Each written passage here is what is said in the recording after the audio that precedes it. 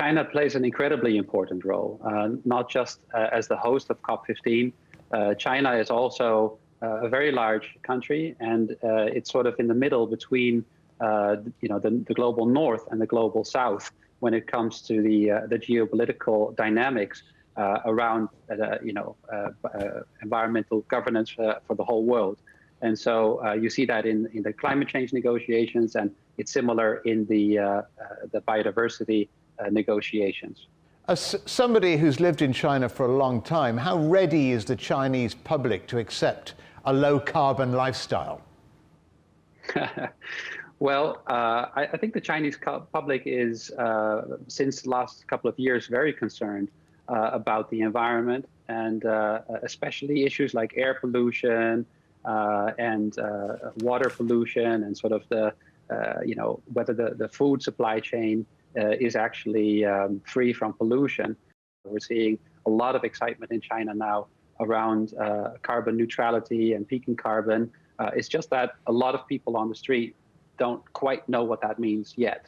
That's quite a big difference between the average person in Europe, let's say, or the average person in China.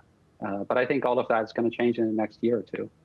How important then is world opinion about China's coal-fired power sources to changing the mindset about a future based on fossil fuels? It matters. It matters. I mean, obviously, China decides, about big issues like this in a way that's in the best interest of China and its population.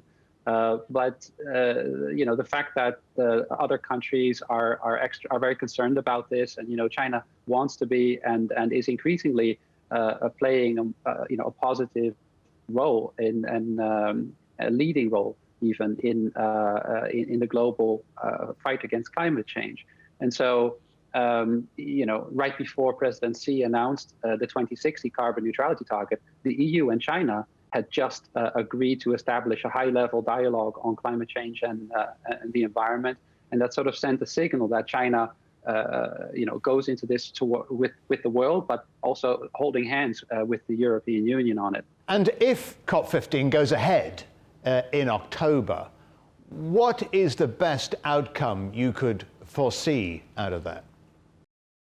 Well, the headline target that I think we can all understand is that we hope that 30% of the whole planet should be protected by 2030, so that the whole world agrees that in the next 9 years, we're going to have to protect 30% of the globe.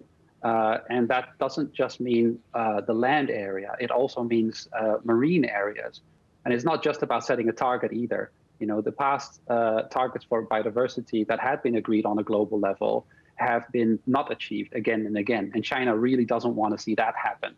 So whatever is agreed in Kunming this year should actually be achieved by 2030. And that's the hard part. So when it comes to implementation, getting this to actually be implemented over the next couple of years, that is where, when we're seeing progress towards that, if we can really reverse this trend of nature loss around the world, and by 2030, see a situation where this is all stabilizing and where nature is getting a break, and then we can move forward to 2040 and 2050, where we make net gains in nature around the world. That is a very exciting prospect.